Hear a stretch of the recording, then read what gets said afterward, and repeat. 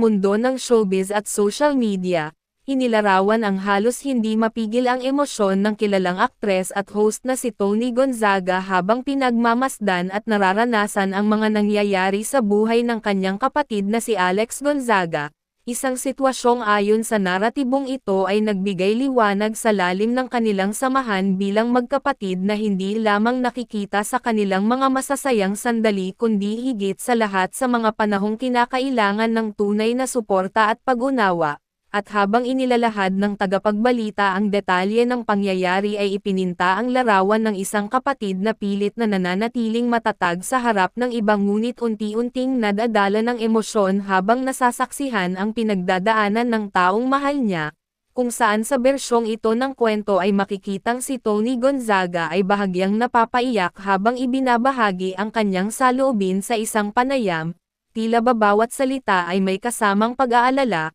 pagmamahal, at pagnanais na maging sandigan para kay Alex, habang si Alex Gonzaga naman ay inilalarawang dumaraan sa isang yugto ng kanyang buhay na puno ng emosyon at pagsubok, isang karanasan na hindi madaling harapin ngunit mas nagiging magaan dahil sa presensya ng kanyang pamilya. At ayon sa kathang-isip na ulat ay ibinahagi umano ni Tony ang kanyang nararamdaman bilang isang ate, ang sakit na makita ang kapatid na nahihirapan, ang pagnanais na akuan ang sakit nito kung maaari lamang, at ang determinasyong manatili sa tabi nito sa kabila ng lahat, mga damdaming sumasalamin sa tunay na pagmamahal ng isang kapatid, at habang nagpapatuloy ang ulat ay inilalarawan ang reaksyon ng publiko na agad na antig sa ipinakitang emosyon ni Tony Gonzaga, kung saan ang social media ay napuno ng mga mensahe ng suporta at paghanga sa kanilang samahan bilang pamilya. Habang ang ilan naman ay nagsabing nakaka-relate sila sa ganitong sitwasyon kung saan ang pamilya ang nagiging pangunahing sandigan sa panahon ng pagsubok.